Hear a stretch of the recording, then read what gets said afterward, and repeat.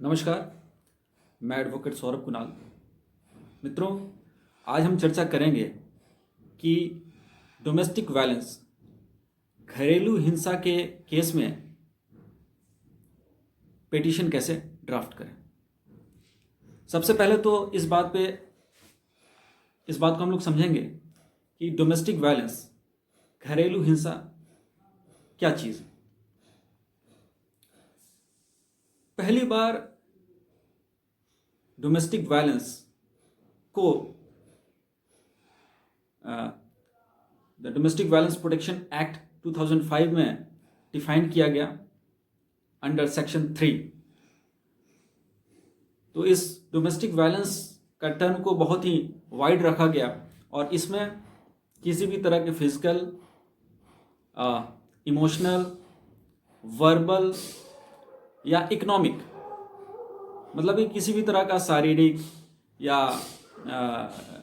कोई जुबानी बात से कह के तकलीफ पहुंचाने वाली बात कोई बोलता है, या फिर कोई भावनात्मक दबाव देता है, या फिर आर्थिक तौर पे अगर एब्यूज़ किया जाता है, तो वैसे केसेस में यह पिटीशन फाइल किया जा सकता है। यह पिटीशन किसके द्वारा फाइल किया जा सकता है? यह पिटीशन किसी वाइफ या लिविंग पार्टनर के द्वारा अगेंस्ट हिज हस्बैंड और द मेल लिविंग पार्टनर।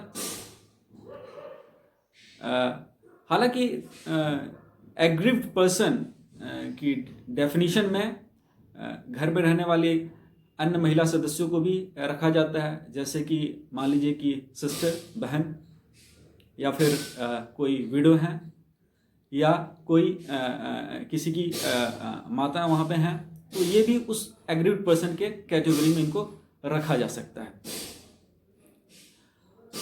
अब पहले ये प्रावधान था कि महिला अगर किसी भी तरह का कोई हरासमेंट घर में महसूस करती है तो वो पुलिस स्टेशन में जाती थी और पुलिस स्टेशन में अपनी शिकायत करती थी, जिसके बाद पुलिस वाले 498A के अंतर्गत FIR दर्ज करते थे और फिर एक क्रिमिनल केस होता था। क्रिमिनल केस में जो एक्यूज्ड हैं उनको बेल लेना पड़ता था और ये काफ़ी कॉम्प्लिकेटेड मामला हो जाता था। इससे जो आपसी जो घरेलू विवाद है उसको सुलझाने के बदले और वो उलझ जाता था। तो 2005 में इसमें ये बदलाव किया गया और ये जो डोमेस्टिक वायलेंस का केस होता है ये सिविल इन नेचर होता है। मतलब कि ये कानून मैरिज के इंस्टीट्यूशन में मेडिएशन का बहुत ज़्यादा इसमें रोल होता है कि जो दोनों पार्टीज़ हैं वो पार्टी आपसी समझौता, मेडिएशन करके घरेलू विवाद को ख़त्म कर दें, इस बात पे जोर दिया जाता है। और इसीलिए इसमें कोई भी अगर एग्रीव्ड पार्टी कोई केस करती है और उसमें जो रेस्पोंडेंट हैं अगर वो हार जाते हैं तो उनको कोई सज़ा नहीं होती है। डोमेस्टिक वायलेंस केस में इंटरिम रिलीफ्स पास किया जाता है, जैसे कि प्रोटेक्शन ऑर्डर हो गया कि जो महिला को किसी भी तरह का शारीरिक अगर कोई मतलब नुकसान पहुंचाने की कोशिश करता है या एब्यूज़ करता है तो उससे बचाता है। एक प्रोटेक्शन ऑफिसर का अपॉइंटमेंट होता है जो कि कोर्ट को रिपोर्ट करता है इंसिडेंट्स के बारे में।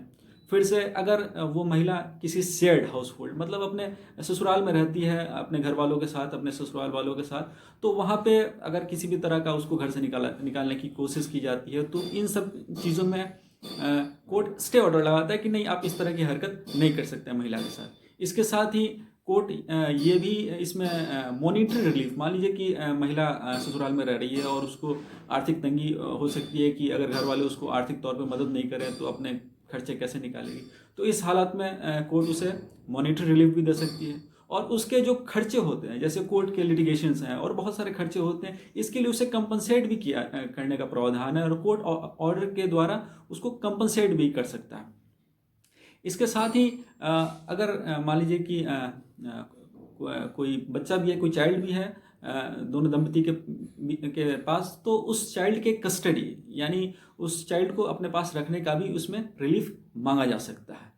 तो आइए हम जानते हैं कि सबसे पहले इसको ड्राफ्ट कैसे करेंगे। इसको ड्राफ्ट करने के लिए जो डोमेस्टिक वायलेंस एक्ट का केस है उसको सेक्शन 12 के अंतर्गत कोई महिला पिटीशन फाइल कर सकती है। अगर कोई डोमेस्टिक वायलेंस का कोई केस होता है तो महिला के पास 3 ऑप्शन होते हैं, या तो वो पुलिस स्टेशन में जाके अपने केस को रजिस्टर कराए, या फिर वो प्रोटेक्शन ऑफिसर को अप्रोच करे, या फिर वो मजिस्ट्रेट के पास भी जा सकती है।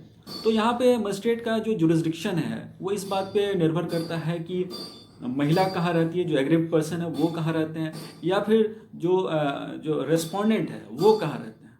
इसमें एक बात और भी आती है कि अगर कोई घटना किसी अलग जगह पे हुई है तो वो जो घटना हुई है उसके जुरिस्डिक्शन में भी इस केस को किया जा सकता है। तो सबसे पहले तो हम लोग इसमें जो एग्रीव्ड जो एक्यूज्ड पर्सन है, जो कंप्लेनेंट है, उनके नाम को लिखेंगे। फिर उसके बाद हम लोग इसमें जो रेस्पोंडेंट हैं उसके नाम को लिखेंगे।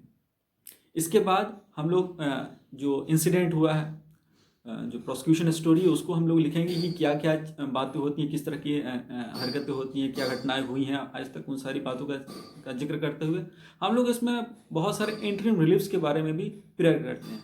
First of all residence order, जो कि सेक्शन 19 में दिया हुआ है कि अगर मान लीजिए कोई महिला अपने ससुराल में रहती है और कानूनी तौर पे उसका वहाँ पे she is not entitled to live in that house, इसके बावजूद भी वह वहाँ पे रह सकती है, या अगर कहीं अलग घर लेकर रहना चाहे तो इसके लिए भी जो खर्चे होंगे उसे जो एब्यूज़र है उसे देना होगा।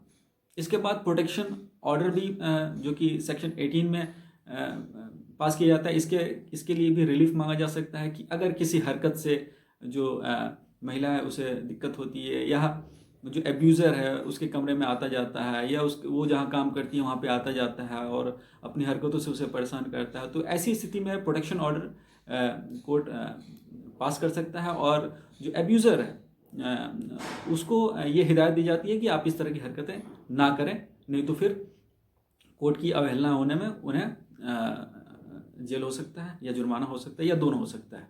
इसके बाद सेक्शन 20 में आपको मॉनेटरी रिलीफ, मान लीजिए कि मेंटेनेंस खर्चे नहीं निकल पाते हैं उस महिला के, तो इसके लिए भी मेंटेनेंस का प्रावधान सेक्शन 20 में है।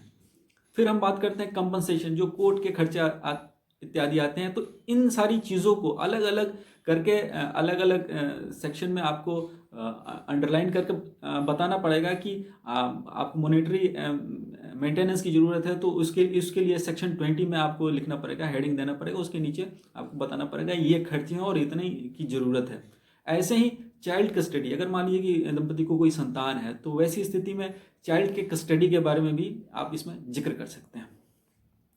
तो सबसे महत्वपूर्ण बात यह है कि अगर जब कोई महिला पिटीशन फाइल करती है तो मजिस्ट्रेट 3 दिनों के अंदर जो है उस पर कॉग्निजेंस लेते हैं, और कॉग्निजेंस के बाद फिर जो है एक प्रोटेक्शन ऑफिसर को अपॉइंट किया जाता है, और वो एक नोटिस लेके जाता है जो कि रेस्पोंडेंट जो मेल एब्यूज़र है उसको देता है कि आपको 2 दिन के अंदर कोर्ट में हाजिर हो जाना है। और सबसे बड़ी बात यह है कि DV एक्ट के फैसले 60 दिन के अंदर हो जाने चाहिए। हालांकि व्यवहारिक तौर पे थोड़ा ज़्यादा समय लग जाता है, लेकिन ये इसका कानूनी प्रावधान है।